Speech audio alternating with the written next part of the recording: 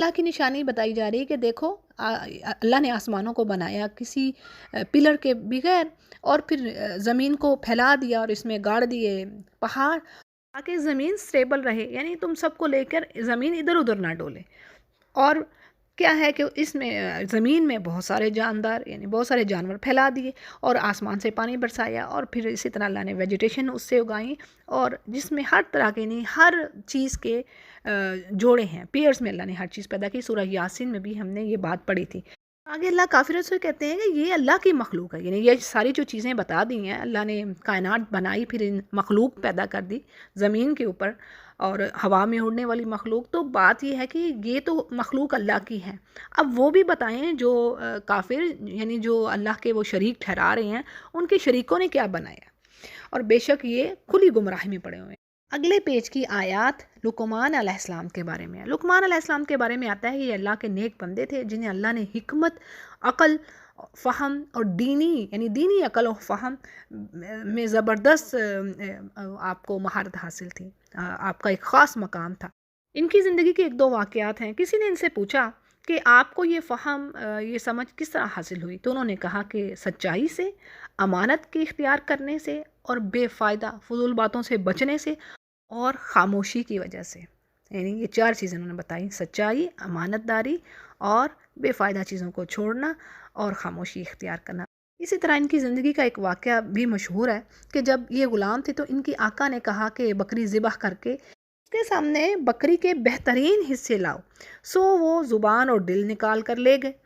پھر ایک دوسرے موقع پر آقا نے پھر ان سے کہا کہ بکری ذبح کر کے اس کے سب سے بدترین حصے لاؤ، تو لقمان علیہ السلام پھر وہی زبان اور دل لے کر چلے گئے۔ تو اس پوچھنے پر انہوں نے بتایا کہ زبان اور دل اگر صحیح ہوں تو یہ سب سے بہتر، اور اگر یہ بگڑ جائیں تو ان سے بدترین کوئی چیز نہیں ہے۔ اچھا جی، آیت کو دیکھتے ہیں کہ اللہ سبحانہ تعالیٰ نے لقمان علیہ السلام کو حکمت عطا کی اور فرمایا کہ تو اللہ کا شکر ادا کر، اور جو شکر کرتا ہے بے شک وہ اپنے نفس کے لیے کرتا ہے، اور جو کفر کر رہا ہے بے شک اللہ غنی ہے، اور وہ تو ہے ہی تعریف والا، حمید ہے۔ اس یعنی کافروں کے کفر سے اللہ کو فرق نہیں پڑ رہا، ہاں ان کے کفر کا وبال انہی کے اوپر ہوگا۔ پھر آگے کہا جا رہا ہے کہ لقمان علیہ السلام نے اپنے بیٹے سے کہا، وَإِذْ قَالَ لُقْمَانُ لِبَنِيهِ، اور وہ نصیحت کر رہے تھے کہ اے میرے بیٹے تو شرک نہ کرنا۔ اور یہ آیت بڑی ہی اہم ہے، اِنَّ الشِّرْكَ لَظُلْمٌ عَظِيمٌ، یعنی شرک سب سے بڑا گناہ ہے، سب سے بڑا گناہ۔ کوئی ڈاکہ ڈال رہا ہے، چوری کر رہا ہے، شراب پی رہا ہے، زنا کر رہا ہے، وہ چھوٹے ہیں۔ شرک سب سے بڑا گناہ ہے۔ شرک تمام اعمال کو ختم کر کے رکھ دینے والی چیز ہے۔ اچھا، اگلی آیت میں شرک کے ساتھ ایک چیز جڑی ہوئی ہے، اس میں بھی نصیحت ہے، ماں باپ کے ساتھ بھلائی کرنے کے بارے میں۔ اب دیکھیے گا، شرک کی بات ہوئی اور ساتھ ہی والدین کی بات آ گئی، اور یہ ایک جگہ پہ نہیں ہے قرآن کریم میں، اور جگہوں پہ بھی ایسے ہی ہے۔ جب آپ سورہ نساء کو پڑھتی ہیں نا تو اس میں بھی اللہ یہی فرماتے ہیں، سورہ نساء آیت نمبر 36، وَاعْبُدُوا اللَّهَ وَلَا تُشْرِكُوا بِهِ شَيْئًا وَبِالْوَالِدَيْنِ إِحْسَانًا، یعنی اللہ کی عبادت کرو اور اللہ کے ساتھ شرک نہ کرو، اور احسان کرو والدین کے ساتھ۔ پھر آگے کی لسٹ آتی ہے، لیکن والدین فوراً، اللہ کیا چاہتا ہے کہ اللہ اور رسول کی اطاعت کرنے کے بعد اگلا جو مرحلہ ہے وہ والدین کا، یعنی اس کے بعد سب سے پہلی چیز والدین کے ساتھ نیکی کی جائے، پھر کہیں اور، ٹھیک ہے؟ یعنی جیسے ماں کا سب سے زیادہ حق ہے مرد کے اوپر۔ اچھا جی، یہاں پر کہا جا رہا ہے کہ ہم نے نصیحت کی انسان کو کہ اپنے والدین کے ساتھ اچھا سلوک کرے، اور پھر ماں کے بارے میں آتا ہے کہ اس کی ماں نے دکھ پر دکھ اٹھا کر اسے حمل میں رکھا، اور پھر اس کو دودھ پلایا 2 برس، اور تو میری، یعنی اللہ فرما رہے ہیں کہ تم میری اور اپنے ماں باپ کی شکر گزاری کر، اور تم سب کو میری طرف ہی لوٹ کر آنا ہے۔ پھر آگے کہا جا رہا ہے کہ اگر، یہ بھی بڑی اہم نصیحت ہے، جیسے میں نے کہا نا سورہ لقمان چھوٹی سی سورہ لیکن نصیحتوں سے بھری پڑی، اور بڑی اہم باتیں ہیں یہ، کہ اللہ فرما رہے ہیں کہ اب تو نے ان کے ساتھ اچھائی کا معاملہ کرنا ہے، لیکن اگر وہ دونوں تجھ پر اس بات کا زور ڈالیں کہ میرے ساتھ شریک کر، یعنی تو کفر کر، تو جس کا تجھے علم ہی نہیں ہے، تو پھر تو ان کا کہنا نہ مان۔ یعنی اگر والدین آپ کو کفر کی طرف دعوت دیں تو اس پر پھر کہنا نہیں ماننا، لیکن دنیا میں ان کے ساتھ اچھا سلوک کرنا جو دنیاوی طور پر ہے، اور دیکھو اس کی راستے پر چلنا، یعنی اس کی راہ لینا جو مومنین کی راہ ہے۔ اور دیکھیں صحابہ کرام کی زندگیوں کے بارے میں ہم پڑھیں تو ہمیں یہ باتیں ملتی ہیں، کسی کا یعنی کوئی رشتہ دار کافر تھا، کسی کی ماں کافر تھی، کسی کا کوئی رشتہ دار. تو آج بھی آپ دیکھیں جو ریورڈ ہوتے ہیں تو اکثریت جیسے بتاتی ہے کہ ان کے پیرنٹس وہ بات پسند نہیں کر رہے ہوتے، ظاہر انہیں سمجھ نہیں ہوتی. تو یہی حال دیکھیں نا اس وقت، جو اگر ہم مکہ میں لیں تو ایسی ہی سچویشن تھی. اور جب جنگ بدر ہوئی ہے تو یہی بات پڑھتے ہیں نا کہ جنگ بدر میں ابو بکر رضی اللہ عنہ کے سامنے ان کے بیٹے آئے، تو یہی بات آتی نا کہ جب ان کے بیٹے مسلمان ہو گئے تو انہوں نے کہا کہ اے ابا آپ میری زد میں 2 مرتبہ آئے، یعنی کہ میں آپ پر تلوار چلا سکتا تھا لیکن میں نے نہیں چلائی. تو ابو بکر رضی اللہ عنہ نے کہا کہ اگر تم میرے سامنے آتی تو میں ذرا نہ رکتا اور تلوار چلا دیتا، یعنی میں تمہیں قتل کر دیتا. تو یعنی یہ معاملہ تھا کہ اپنے ہی رشتہ دار ان کے آمنے سامنے تھے لڑنے کے لیے. تو امید ہے کہ بات آپ کو سمجھ آ گئی ہوگی، واضح ہو گئی ہوگی آپ پر. آگے اللہ فرماتے ہیں کہ تم سب نے میری طرف ہی پلٹنا ہے، پھر میں تمہیں بتاؤں گا تم کیا کرتے رہے ہو. پھر لقمان علیہ السلام کے الفاظ آتے ہیں کہ وہ اپنے بیٹے سے کہتے ہیں کہ پیارے بیٹے، اگر کوئی چیز رائی کے دانے کے برابر بھی ہوگی، چاہے کسی کے چٹان میں ہو یا آسمانوں میں ہو یا زمین میں ہو، تو اللہ تعالیٰ اسے ضرور لے آئے گا. وہ بڑا باریک بین اور خبردار ہے. یعنی جیسے حدیث میں الفاظ ہیں، آپ صلی اللہ علیہ وسلم نے فرمایا تم میں سے کوئی شخص بے سوراخ کے پتھر میں بھی عمل کرے گا جس کا کوئی دروازہ نہ ہو نہ کھڑکی ہو، تو اللہ تعالیٰ اسے لوگوں پر ظاہر فرما دے گا، چاہے وہ کیسا ہی عمل ہو. مسند احمد اس کو روایت کرتے ہیں. اور ایسی زبردست مثال دی گئی ہے کہ رائی کا دانہ، ٹھیک ہے نا، رائی کا دانہ سب سے چھوٹا دانہ ہوتا ہے، وہ اتنا چھوٹا ہوتا ہے کہ جس کا وزن بھی محسوس نہیں ہوتا تولا جائے تو اسی لیے کہا گیا کہ چھوٹی سی چھوٹی چیز بھی اگر تم کر کے لاؤ گے ذرہ برابر بھی، تو وہ تمہارے آگے رکھ دی جائے گی، نیکی بھی ہو چاہے برائی ہو. پیچھے سورۃ الزلزلہ میں پڑھی ہے نا یہ بات ہم نے،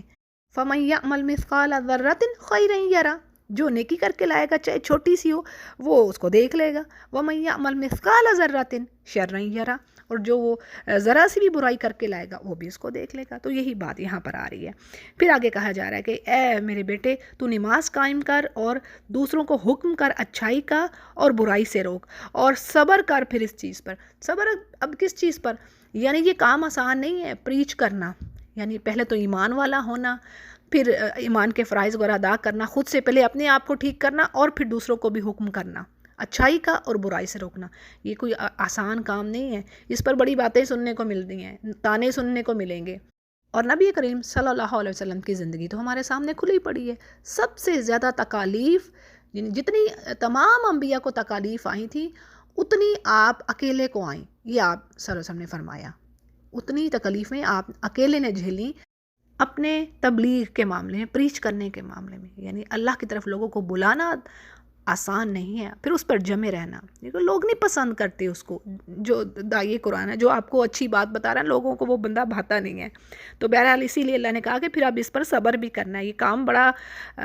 ہی عزم والا ہے. ان ذالک من عزم الامور، یعنی یہ کوئی ہلکا پھلکا کام نہیں ہے. اگلی آیت میں بڑی زبردست نصیحت لقمان علیہ السلام اپنے بیٹے کو کر رہے ہیں. یعنی کیا کہا جا رہا ہے کہ لوگوں کے سامنے اپنی گال نہ پھلا اور زمین پر اترا کر نہ چل. یعنی اگر تجھے اللہ نے مال و دولت، کوئی شان و شوکت دی ہے، کوئی مرتبہ دیا ہے، کوئی آنر دیا ہے، کسی کو اللہ نے علم عطا کیا ہوتا ہے، تو بات یہ ہے کہ اس کی وجہ سے انسان کو فخر و غرور میں مبتلا نہیں ہونا چاہیے. اللہ کو فخر کرنے والا انسان نہیں پسند، اللہ کو عاجز بندہ پسند ہے. اسی طرح ایک حدیث ہے، آپ صلی اللہ علیہ وسلم نے فرمایا کہ وہ شخص جنت میں نہیں جائے گا جس کے دل میں ایک رائی کے دانے کے برابر بھی کبر ہوگا. اور شیطان نے کیا کیا تھا؟ کبر ہی تو کیا تھا، غرور ہی تو اس نے کیا تھا کہ میں بہتر ہوں، انا خیر من. تو یہ تباہ کر دینے والی چیز ہے غرور. کسی کو حقیر سمجھنا، اپنے آپ کو بڑا سمجھنا اور کسی کو اپنے سے کمتر سمجھنا، یہی کبر ہے. اسی طرح اللہ کے احکامات سے منہ موڑنا،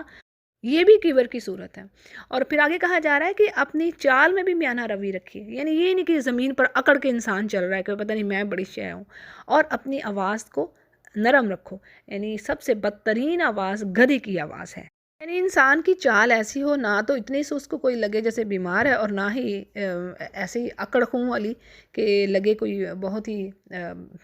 بڑائی کے ساتھ چل رہا ہے. اور قرآن میں اللہ کے بندوں کی خوبی بیان ہوئی کہ اللہ کے بندے زمین پر وقار، یعنی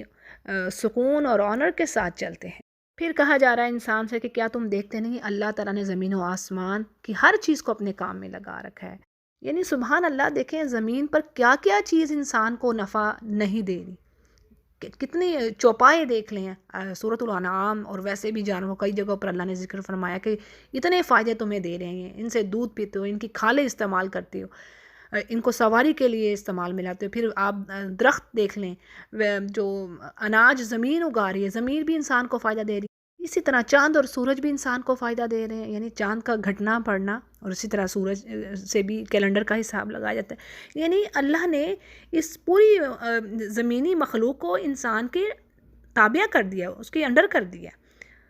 اور انسان کو اللہ نے کہا نا انسان اور جنوں کو میں نے اپنی عبادت کے لیے بنایا۔ یعنی اللہ نے ظاہری اور باطنی، یعنی ایک کچھ نعمتیں ظاہر ہمارے سامنے ظاہر ہو رہی ہیں، کچھ چھپی ہوئی ہیں جو ہمیں پتہ ہی نہیں کہ وہ ہمارے لیے کیسی کیسی نعمتیں ہیں، وہ بھی تو وہ اللہ نے دے رکھی ہیں۔ لیکن اللہ فرمانے کے بعض لوگ پھر بھی کیا ہے، یعنی ایسے جاہل ہیں کہ اللہ کی آیات میں، یعنی اللہ کی کتاب میں جھگڑا کرتے ہیں وداؤٹ نالج، نہ ان کو علم ہوتا ہے، نہ ہی ان کو ہدایت ہوتی ہے۔ اور جب ان سے کہا جاتا ہے کہ بھی اللہ کی آیات پر ایمان لے آؤ، تو کیا کہتے ہیں کہ جی ہم نے تو اپنے آبا کو ہی فالو کرنا ہے، جس پر ہمارے آبا تھے ہم نے تو اسی کو فالو کرنا ہے۔ یہ قرآن کریم میں بھی کئی جگہوں پر بات آئی ہے، یعنی کافروں کا ایک یہ بھی بہانہ تھا۔ پھر آگے کہا جا رہا ہے کہ چاہے شیطان ان کے آبا کو آگ کی طرف ہی بلا رہا ہو، یعنی وہ آگ کے رستے پر ہوں، تو انہوں نے وہی اندھا دھند انہیں ہی فالو کرنا ہے۔ پھر اللہ نے یہ بھی کہا ہے قرآن کریم میں کئی جگہوں پر بات آئی کہ تمہیں کان، آنکھیں اور دل نہیں دیے، تمہیں دماغ نہیں دیا تھا، تم یہ بات کہہ کر دوزخ سے وہ بری تو نہیں ہو جائیں گے؟ یا اللہ ہم نے تو اپنے آبا کو دیکھا، یعنی یہ پیچھے پڑھ لیا نا، جیسے متکبر اور فالوورز، کمزور لوگ کہیں گے تو ہم تمہیں فالو کرتے تھے، اپنے لیڈرز کو کہیں گے تو لیڈر کہیں گے ہم تمہارے پاس ہدایت آئی تھی تمہیں سمجھ نہیں تھی، ادھر بھی یہ جھگڑا کریں گے۔ پھر آگے اللہ فرماتے ہیں کہ جس نے اپنے چہرے کو، یعنی جس نے اللہ کی خاطر اللہ کا مطیع ہو گیا اور احسان کرنے والا ہوا، پس اس نے زبردست مضبوط کڑا پکڑ لیا، اور تمام کاموں کا انجام تو اللہ ہی کی طرف ہے۔ اور پھر آگے نبی سے کہا جا رہا ہے کہ آپ ان کافروں کے کفر سے غمناک نہ ہو، رنجیدہ نہ ہو، آخر ان سب نے لوٹنا تو ہماری طرف ہی ہے، پھر ہم ان کو بتائیں گے کہ انہوں نے کیا کیا ہے، اور بے شک اللہ تو دلوں کے بھیدوں سے بھی خوب واقف ہے۔ اور پھر بات کہی جا رہی ہے کہ ہم ان کو تھوڑا سا نفع دے رہے ہیں، یعنی دنیا تو 4 دن کی ہے، تھوڑا سا یہ نفع ان کو دیا جا رہا ہے، بالآخر انہیں بے چارگی کی حالت میں سخت عذاب کی طرف پش کیا جائے گا۔ اور اگر آپ ان سے پوچھیں، یعنی کہا جا رہا ہے کہ ان کافروں سے پوچھیں کہ آسمان و زمین کا بنانے والا کون ہے، تو جواب دیں گے اللہ، یعنی ان کو اعتراف ہے کہ آسمان و زمین کا بنانے والا اللہ ہی ہے۔ اب بعض کافر یہ بھی کہتے ہیں نا کہ یہ جو مورتیاں نا، یہ بت ہیں، یہ وسیلہ ہیں، یہ شفاعت کریں گے، یہ بھی ان کا کانسیپٹ ہے۔ سورہ یونس میں یہ بات آئے گی، ٹھیک ہے۔ تو اللہ فرماتے ہیں کہ ان سے کہیے کہ سب تعریفوں کے لائق پھر وہی ذات ہے، وہی اللہ ہے، لیکن اکثر تو بے علم ہی ہے۔ پھر کہا جا رہا ہے جی آسمانوں و زمین میں جو کچھ ہے سب اللہ کا، یقیناً وہ بہت بڑا اور بے نیاز ہے، اور اسی کے لیے ساری تعریف ہے۔ اور آگے بڑی ہی پیاری آیت ہے کہ اللہ فرما رہے ہیں وَلَوْ أَنَّ مَا فِي الْأَرْضِ مِنْ شَجَرَةٍ، یعنی جتنے بھی زمین پر درخت ہیں اگر وہ قلم بن جائیں اور تمام سمندر سیاہی بن جائیں، اور اس کے بعد 7 سمندر اور بھی آ جائیں، تو بھی اللہ کی تعریف کے جو کلمات ہیں وہ ختم نہ ہوں۔ سبحان اللہ، بے شک اس میں تو کوئی شک ہی نہیں ہے کہ اللہ نے، وہ ذات ہی ایسی خوبصورت ہستی ہے کہ اس کا تو ہماری عقلیں اس کا احساس، یعنی وہاں تک جا ہی نہیں سکتی کہ وہ کیا ہستی ہے، پھر اس کی تعریف کیسے ختم ہوئی؟ یعنی اللہ نے فرما دیا سارے کے سارے زمین کے جو درخت ہیں وہ ان کی کلمے بن جائیں اور سب سمندر سیاہی بن جائے، تو بھی اللہ کے جو تعریف کے کلمات ہیں وہ ہرگز ختم نہ ہو جائیں، چاہے ان جیسے اور بھی آ جائیں، تو بے شک وہ غالب ہے اور حکمت والا ہے۔ اور آگے کہا جا رہا ہے انسانوں سے کہ تمہارا پیدا کرنا اور دوبارہ کھڑا کرنا ایسے ہی ہے جیسے ایک انسان کو پیدا کیا اور کھڑا کر دیا، یعنی اللہ کے لیے یہ کام آسان ہے، مشکل نہیں۔ ان اللہ سمیع بصیر، وہ دیکھ رہا ہے اور بصارت، یعنی سنتا بھی ہے اور دیکھ بھی رہا ہے۔ اب دیکھیں جیسے آپ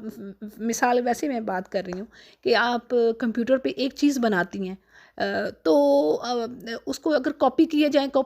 وہ کتنا ایزی ہوتا ہے، بس ایک چیز بنانی ہے، اس کے بعد اس کو کاپی کیے جانا ہے۔ تو کچھ دیکھیں اللہ کے لیے بھی یہ جو آج ہم کام کر رہے ہیں، ہمارے لیے ان چیزوں نے، ٹیکنالوجی نے کتنا ایزی کر دیا، تو اللہ کے لیے بھی ڈھیر انسان بنانا کون سی مشکل بات ہے؟ اور دیکھیں کائنات کا بنانا اللہ نے کئی جگہ پر فرمایا زیادہ بڑا کام ہے۔ دیکھیں اتنے ستارے، سیارے، تو جی اگلی آیت کو دیکھتے ہیں کہ اللہ فرماتے ہیں کیا تو نے دیکھا نہیں کہ وہ اللہ ہی تو رات کو دن میں داخل کرتا ہے، دن کو رات میں داخل کرتا ہے، اور سورج اور جو چاند ہے وہ مسخر ہیں، یعنی اللہ کے کہے کے مطابق وہ اپنے اپنے آربٹس میں چل رہے ہیں، اور بے شک اللہ تعالیٰ ہر چیز کو جاننے والا ہے۔ اور بات یہ ہے کہ یہ جو انتظامات ہیں، یہ جو نشانیاں ہیں، یہ ظاہر کر رہی ہیں کہ بھئی ان کا کوئی بنانے والا ہے، کوئی زبردست ہستی ہے جو ان کو کنٹرول کیے ہوئے ہے، اور وہی ہستی حق ہے اور باقی سب جھوٹ ہے جن کو تم پکار رہے ہو، اور اللہ بڑا بلندیوں والا اور شان والا ہے۔ پھر آگے کہا جا رہا ہے کہ کیا تم سمندروں میں چلنے والی کشتیوں کی طرف نہیں دیکھتی، یعنی اس میں بھی نشانی ہے تمہارے لیے، کس طرح اللہ نے پانی اور ہوا کو بیلنس رکھا ہوا ہے، ایک اندازے کے مطابق رکھا ہوا ہے۔ تو اس میں لیسن ہے ہر اس شخص کے لیے جو صبر کرنے والا اور شکر کرنے والا ہے۔ پھر آگے کافروں کے بارے میں ایک زبردست بات بتائی جا رہی ہے، اور یہ قرآن کریم میں ایک سے زائد جگہوں پر بات آئی ہے کہ اللہ فرماتے ہیں جب سمندر میں یعنی موجیں جب چھا جاتی ہیں اور یعنی وہ گھرے جاتے ہیں سمندر میں، تو کیا ہے کہ پھر پورے خلوص کے ساتھ اللہ ہی کو پکارتے ہیں، پھر اپنے معبودوں کو بھول جاتے ہیں، پھر خالص ایک اللہ کو پکارتے ہیں کہ وہ ہمیں نجات دے دے، اور پھر جیسے ہی وہ خشکی کی طرف لاتا ہے تو پھر وہی کام، پھر وہی ناشکراپن۔ یہ بات سورہ یونس میں بھی ہم پڑھیں گے، یعنی تکلیف میں خالص اللہ کو پکارا، جب موت کو سامنے دیکھا اور جیسے ہی موت ٹلی تو وہی ناشکری، اللہ کا انکار، آیتوں کا انکار۔ آگے تمام انسانوں کو ایک زبردست نصیحت کی جا رہی ہے کہ اللہ فرماتا ہے کہ اے انسانوں، یعنی اپنے رب سے ڈرو اور اس دن کا خوف کھاؤ جس دن باپ اپنے بیٹے کو نفع نہ دے سکے گا اور نہ بیٹا اپنے باپ کے ذرا سے بھی کام آئے گا۔ اور یہ بات بھی کئی جگہوں پر پڑھی سورہ عبسہ میں، یعنی انسان بھاگے گا اپنے پیاروں سے جن کی خاطر آج اس زمین پر اللہ کی نافرمانی کے کام بھی وہ کر رہا ہے، پیاروں کی خاطر بھی کرتے ہیں انسان۔ اس دن یہ ذرا سا بھی نفع نہ دیں گے، بلکہ ایک دوسرے سے منہ چھپا رہے ہوں گے، بھاگ رہے ہوں گے۔ اور مجرم کے بارے میں تو آتا ہے نا کہ وہ کہے گا کہ میرا سارا کنبہ ہی آگ میں جھونک دو اور بس مجھے بچا لو۔ پھر آگے اللہ سمجھا رہے ہیں کہ دیکھو تمہیں دنیا کی زندگی دھوکے میں نہ ڈالے، اور یہ جو شیطان ہے یہ تو ہے ہی دھوکے باز، یعنی یہ تمہیں دنیا ایسے دکھا رہا ہے جیسے یہ ہمیشہ رہنے کی چیز ہے، حالانکہ یہ تو عارضی ٹھکانہ ہے۔ اچھا جی اگلی آیت بڑی اہم ہے، اور اس آیت کے بارے میں حدیث میں ہے کہ 5 چیزیں مفاتیح الغیب، یعنی 5 چیزیں غیب کی کنجیاں ہیں، چابیاں ہیں۔ ہر چیز ویسے تو اللہ ہی کے علم میں ہے، لیکن 5 خاص ایسی چیزیں ہیں جو یہاں پر بتائی گئی ہیں جو کہ اللہ کے سوا کوئی نہیں جانتا۔ صحیح بخاری اس کو روایت کر رہے ہیں، ٹھیک ہے جی۔ اب پہلی چیز کیا آ رہی ہے، یعنی قیامت کی علامات، یعنی کوئی علم نہیں رکھتا، کوئی نبی، کوئی فرشتہ، کسی کو علم نہیں ہے کہ قیامت کب آئے گی سوائے اللہ کے، اللہ ہی جانتا ہے۔ ہاں اس کے قریب ہونے کے جو سائنز ہیں وہ بتا دیے گئے ہیں، لیکن ایگزیکٹ ٹائم نہیں بتایا گیا۔ پھر اسی طرح دوسری چیز کیا آ رہی ہے، بارش کا معاملہ بھی ایسا ہی ہے، یعنی آثار سے جو سائنز ہیں بارش آنے کے، وہ اس سے اندازہ ہو جاتا ہے جو ویدر کے بارے میں بتانے والے ہیں،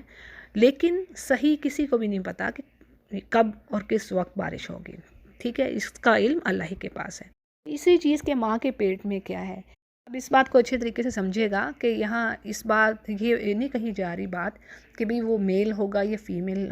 ہوگا بچہ، بلکہ یہ بات کہی جا رہی ہے کہ کسی کو یہ معلوم نہیں کہ بچہ نیک بخت ہوگا یا بد بخت ہوگا، یعنی جہنمی ہوگا یا پھر جنتی ہوگا۔ تو یہ تو نہیں کسی کو، یعنی اس کی تقدیر کیا ہوگی اس کے بارے میں کوئی نہیں جانتا،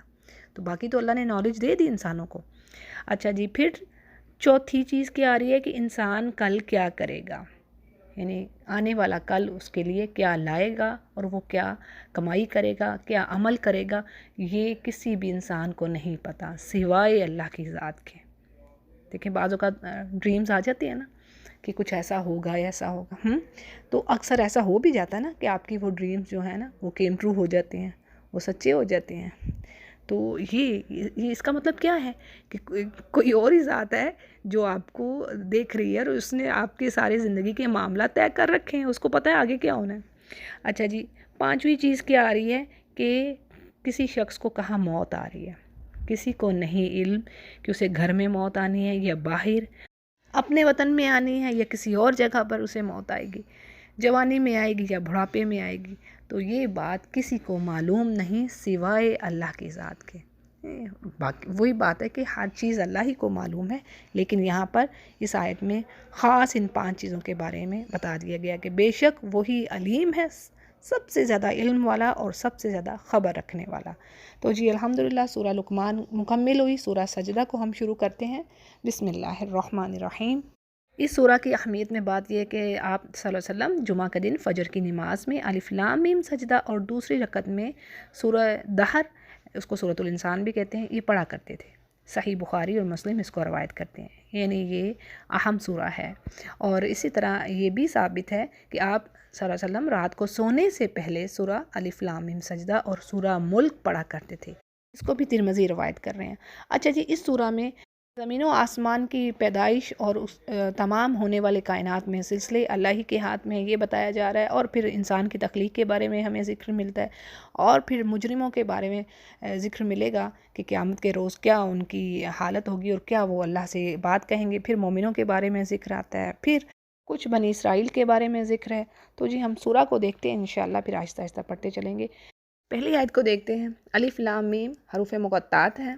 اگلی آیت میں بات ہے کہ بے شک اس کتاب کا اتارنا تمام جہانوں کے رب کی طرف سے ہے اور اس میں کوئی شک نہیں۔ اور یہ کافر کیا کہتے ہیں کہ اسے آپ نے گھڑ لیا ہے، یعنی یہ آپ نے خود سے بات بنا لی ہے،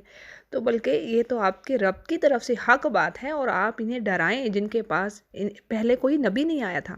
اس آیت کی تفسیر میں بات اس طرح ہے، اور یہ پہلے بھی بات پڑھی ہے ہم نے، کہ عربوں میں نبی کریم صلی اللہ علیہ وسلم پہلے نبی تھے۔ ایک اور روایت کے مطابق بعض لوگوں نے شعیب علیہ السلام کو بھی عربوں میں بھیجے گئے، یعنی انہیں بھی نبی مانا ہے کہ وہ عربوں میں آئے تھے۔ پھر اس لحاظ سے قوم سے مراد یہاں پر خاص قریش والے ہوں گے جن کی طرف پہلے کوئی نبی نہیں آیا۔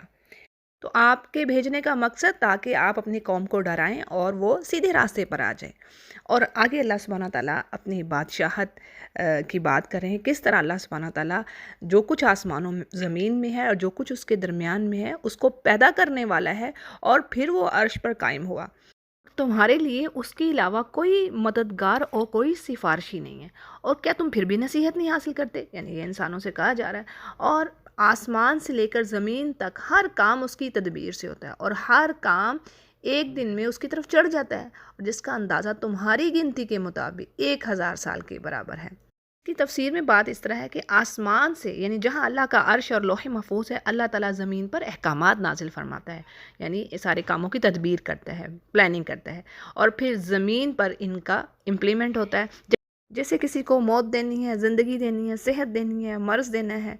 پھر اسی طرح فقر ہے، جنگ ہے، صلح، عزت، ذلت، یہ سارے کام سبحان اللہ اللہ کی مرضی سے، اللہ کی اجازت سے طے پاتے ہیں، پھر یہ زمین والوں پر امپلیمنٹ ہوتے ہیں۔ تو بات یہ ہے کہ جو فرشتے اللہ کے حکم سے نیچے اترتے ہیں، اللہ کی تدبیر لے کر، ان کا آنا یعنی زمین پر آنا اور واپس لوٹنا ہمارے حساب سے، یعنی دنیا کے سالوں کے حساب سے وہ 1000 سال بنتا ہے، یعنی 1000 سال کی مسافت وہ طے کرتے ہیں ہماری دنیا کے حساب سے۔ کچھ مفسرین کہتے ہیں کہ اس سے مراد قیامت کا دن ہے۔ آگے کہا جا رہا ہے کہ وہی عالم الغیب ہے، ہر چیز کا وہ جاننے والا ہے، اور وہ غالب ہے اور رحیم ہے، اور ہر چیز کو اس نے بڑے خوبصورت انداز میں بنایا، یعنی ہر چیز اپنے اندر ایک اپنا حسن اور اپنی انفرادیت اور خوبصورتی لیے ہوئے ہیں، یعنی کوئی بھی چیز بے ڈھنگی نہیں بنائی، اس کو آپ یوں سمجھیے عام زبان میں۔ اور پھر اسی نے انسان کی تخلیق کی مٹی سے،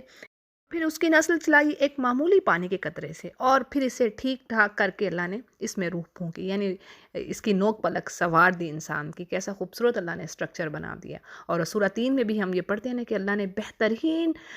مخلوق بنایا انسان کو۔ کتنی مخلوقات ہیں، دیکھیں کہ کس کس چیز کو اللہ نے بنایا، ایون ہمیں پتہ نہیں، بعض اوقات آپ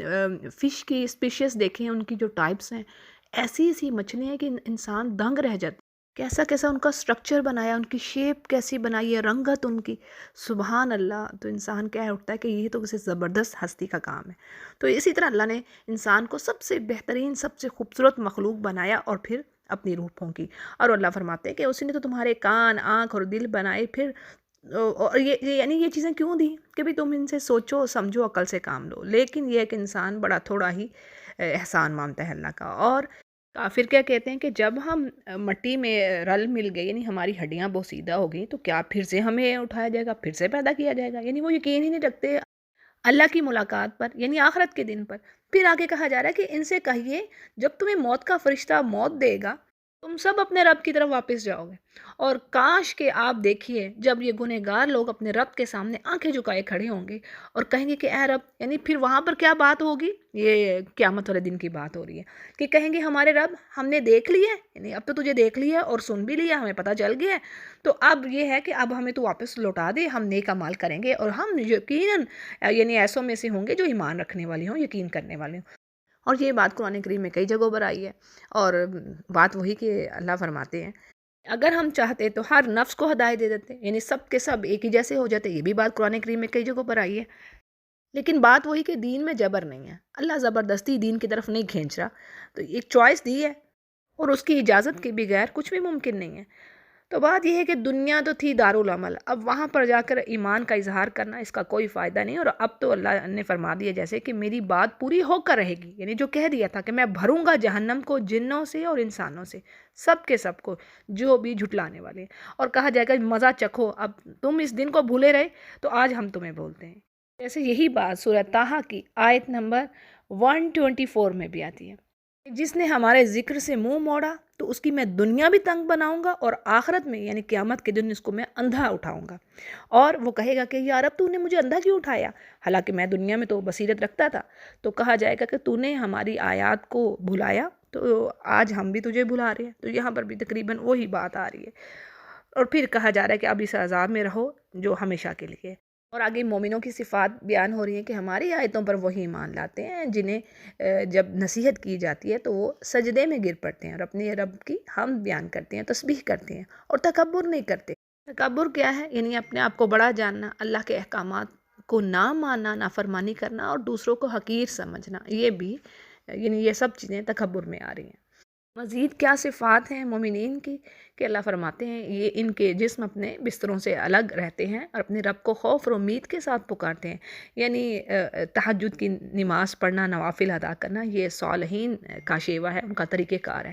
اور جو کچھ اللہ نے انہیں دے رکھا ہے اس میں سے وہ خرچ کرتے ہیں، اور کوئی نفس نہیں جانتی کہ ہم نے اس کی آنکھوں کی ٹھنڈک کے لیے کیا چیز چھپا رکھی ہے، یعنی جو یہ کام کر رہے ہیں آج بن دیکھے اپنے رب پر یقین کر رہے ہیں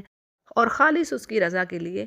نیک اعمال کر رہے ہیں، تو ان کے لیے کیا ہے کہ یہاں پر حدیث کے الفاظ ہیں کہ اللہ فرماتا ہے، یہ حدیث قدسی ہے کہ میں نے اپنے نیک بندوں کے لیے وہ چیزیں تیار کر رکھی ہیں جو کسی آنکھ نے نہیں دیکھی، کسی کان نے نہیں سنی، اور نہ ہی کسی انسان کے وہم و گما، یعنی انسان کی سوچیں نہیں وہاں تک جا سکتی کہ وہ کیسی چیزیں ہوں گی۔ صحیح بخاری اس کو روایت کرتے ہیں، یعنی جنت کی نعمتیں دیکھیے ذرا۔ اور پھر اسی طرح یہ بھی حدیث آتی ہے جنت کے بارے میں، جنت کے بارے میں تو بے شمار احادیث ہیں الحمدللہ، لیکن یہاں پر وقت کی کمی کی باعث یہ ہے کہ ایک یہ بھی حدیث ہے کہ اللہ سبحانہ تعالیٰ ہر روز 5 مرتبہ جنت کو سجاتا ہے اپنے بندوں کے لیے۔ اور پھر یہ بھی بات آتی ہے نا کہ اللہ فرمانے ہیں جیسے سورہ واقعہ میں کہ ان کو ہر قسم کا گوشت کھانے کو دیا جائے گا جو ان کو پسند ہے، اڑتے جانوروں کا گوشت، اور پینے کو ایسی شراب ملے گی، ایسا ڈرنک ہوگا جو خوشبودار ہوگا اور اس کے پینے سے مدہوشی نہیں ہوگی، یعنی زبردست پینے کی چیز۔ پھر اسی طرح سورہ محمد میں جنت کی 4 نہروں کے بارے میں پڑھا، یعنی شہد کی نہر، پانی کی جو کہ بدبو نہ مارے، اور لبن کی، اور پھر خمر کی، اور آپ صلی اللہ علیہ وسلم نے فرمایا کہ جنت الفردوس مانگا کرو کیونکہ جنت الفردوس سے ہی یہ نہریں پھوٹتی ہیں، اور پھر جنت کے بھی تو درجات ہیں، تو بہتر دعا ہمیشہ مانگنی چاہیے کہ اللہ مجھے سب سے بہترین درجہ جنت کا دے۔ اچھا جی، آگے کہا جا رہا ہے کہ کیا مومن اور فاسق ایک جیسے ہو سکتے ہیں؟ یعنی یہ تو برابر نہیں ہو سکتے، ان کو ایک جیسا ٹریٹ نہیں کیا جا سکتا۔ تو جن لوگوں نے ایمان ایکسیپٹ کیا اور نیک اعمال کیے ہیں تو ان کے لیے تو جنتیں ہیں اور مہمانداری ہے ان کے ان اعمال کے بدلے جو وہ کرتے تھے، لیکن اب جن لوگوں نے اس کو جھٹلایا، ڈینائی کیا، تو ان کا ٹھکانہ دوزخ ہی ہوگا۔ یہ دونوں ایک جیسے نہیں ہو سکتے، اور جب بھی کبھی وہ اس سے باہر نکلنا چاہیں گے دوزخ سے، یہ بات بھی قرآن کریم میں اور جگہ پہ بھی آئی ہے، تو کیا ہوگا، یعنی وہ جہنمی چاہیں گے کہ وہاں سے باہر نکلے، تو کیا ہوگا کہ فرشتے انہیں پھر جہنم کی گہرائیوں میں دھکیل دیں گے، کہا جائے گا کہ چکھو اس عذاب کا مزہ جس کو تم جھٹلاتے تھے، یعنی جہنم سے تو تم انکاری تھے۔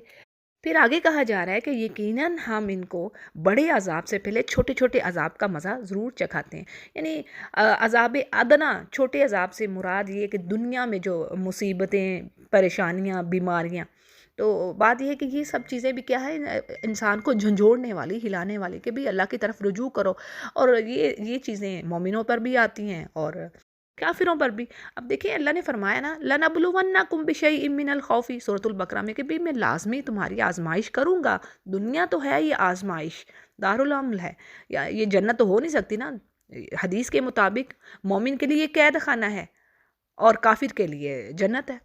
تو بات یہ ہے کہ اس میں تکالیف، پرابلمز ہوں گی، لیکن مومن کے لیے اللہ تعالیٰ نے فرمایا کہ کانٹا بھی چبھتا ہے تو اس سے بھی کیا ہوگا کہ اس کے گناہ معاف ہوں گے، درجات بلند ہوتے ہیں، کئی چیزیں ہیں۔ اگر کسی ایک حدیث بڑی پیاری ہے کہ اگر مومن کی جان پر، مال پر یا اس کی اولاد پر کوئی مشکل آن پڑی، کوئی پریشانی وہ دیکھتا ہے، تو وہ اللہ اسے پاک کر دیتا ہے، یہاں تک کہ قیامت کے روز وہ پاک ہو کر اللہ کو ملے گا، یعنی ان تکالیفوں سے ہی وہ پاک ہو چکا ہوگا، ٹھیک ہے جی۔ تو یہ ایک مقصد ہے، لیکن کافروں کو جھنجھوڑنا مقصد ہے کہ کافر پلٹیں، اللہ کی طرف رجوع کریں۔ پھر آگے فرمایا جا رہا ہے کہ اس سے بڑا ظالم کون، جس پر اللہ کی آیات پڑھی جاتی ہیں اور وہ پھر ان سے منہ پھیرتا ہے، اور بے شک اللہ تعالیٰ فرماتے ہیں کہ ہم مجرموں سے انتقام لینے والے خود ہی کافی ہیں۔ اگلی آیات میں موسیٰ علیہ السلام کے بارے میں ذکر ہے کہ یقیناً اللہ نے موسیٰ علیہ السلام کو کتاب دی، اور کہا جا رہا ہے کہ اے نبی، آپ ہرگز ان کی ملاقات میں شک نہ کیجیے گا۔ اس آیت کی ڈیٹیل کچھ اس طرح ہے کہ کہا جاتا ہے کہ یہ اشارہ اس ملاقات کی طرف ہے جب آپ صلی اللہ علیہ وسلم معراج پر گئے تو آپ نے موسیٰ علیہ السلام سے ملاقات کی تھی، ٹھیک ہے نا، آپ کی ملاقات ہوئی تھی جب موسیٰ علیہ السلام نے آپ کو نمازوں میں کمی کرانے کا مشورہ دیا تھا، اور کہا جا رہا ہے کہ ہم نے انہیں ہدایت کا ذریعہ بنایا بنی اسرائیل کے لیے۔ اور آگے بڑی زبردست بات آ رہی ہے، ایک میسیج ہے ہمارے لیے کہ اللہ فرماتے ہیں پھر اسی قوم میں سے ہم نے لیڈرز چوز کر لی، یعنی ان کو لیڈر بنا دیا، اور وجہ کیا بتائی، اللہ فرما رہے ہیں انہوں نے صبر کیا، لما صبروا، یعنی وہ صبر کرنے والے تھے اور ہماری آیات پر یقین رکھنے والے۔ یہاں پر دیکھیں صبر کی فضیلت واضح ہو رہی ہے۔ اب صبر کیا ہے؟ ایک تو وہی چیز جیسے میں نے پیچھے بھی بات کی ہے کہ پریشانیاں آ رہی ہیں، تکالیف آ رہی ہیں، یہاں تک کہ زندگی گزارنا مشکل ہوئی پڑی ہے، لیکن کوئی ان حالات میں بھی صبر کر رہا ہے۔ صبر کا مطلب کیا ہے کہ اللہ کے احکامات پر جمع ہوا ہے۔ مثال کے طور پر کسی کو فائنینشلی پرابلم ہے، لیکن اس کے باوجود وہ حرام کی طرف نہیں جا رہا، تو کیا کر رہا ہے، وہ صبر کر رہا ہے۔ سمجھ آئی بات کی؟ صبر صرف یہی نہیں ہے کہ کوئی خدا نخواستہ فوت ہو گیا یا کچھ اور تو اچھا جی صبر کر لیا اس نے، نہیں، صبر یہ بھی ہے کہ آپ اللہ کی عبادت پہ ڈٹی ہوئی ہیں، اگرچہ وہ کام آپ کو بھاری لگ رہا ہے، مشکل ہے۔ جیسے آج آپ دنیا میں دیکھ لیں، برائی کرنا آسان ہے، آج کے دور میں دیکھیں تو برائی کرنا زیادہ آسان، اپرچونٹیز بہت ہیں برائی کرنے کی، لیکن اچھائی کرنے نکلے تو وہ بہت ہی مشکل بن جاتا ہے، وہ لوگوں نے مشکل بھی بنا دی ہے۔ لیکن جو پھر اس حال میں اللہ کی عبادت پر جمع رہے گا، یعنی جو سچویشن چل رہی ہے، تو بس پھر یہ صبر کی بہترین مثال ہے۔ تو صبر کا مفہوم وسیع ہے۔ جب آپ ریچولز ادا کرتی ہیں، نماز پڑھتی ہیں، روزہ رکھتی ہیں، یعنی یہ جسمانی کام ہو گئے، تو یہ بھی صبر کی فارم ہے۔ تو ان شارٹ اللہ کی اوبیڈینس کے کام کرنا، حلال چیزوں پر جمے رہنا، حرام چیزوں سے بچنا، یہ سب صبر ہے،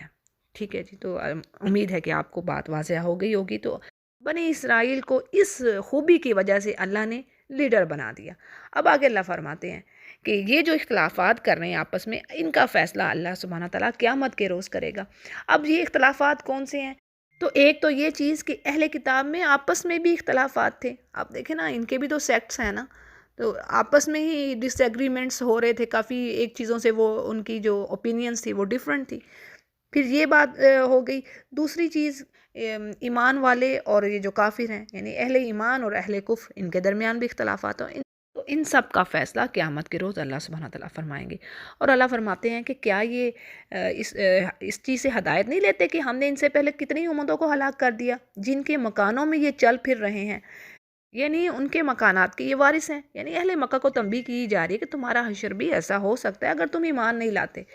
تو اللہ فرماتے ہیں کہ اس میں بڑی نشانیاں ہیں اس چیز میں، تو کیا یہ پھر سنتے نہیں یا دیکھتے نہیں کہ کیسے ہم پانی کو غیر آباد زمین کی طرف بہا کر لے جاتے ہیں، یعنی اللہ جہاں چاہے پانی کو لے جاتا ہے، پھر اس سے ہم کھیتیاں نکالتے ہیں، اور یہ چوپائے ان کے کھاتے ہیں اور یہ خود بھی کھاتے ہیں، یعنی انسان بھی کھاتا ہے اور اس کے مویشی بھی کھاتے ہیں۔ اور آگے کہا جا رہا ہے افلا یبصرون، کیا یہ دیکھتے نہیں؟ بات وہی کہ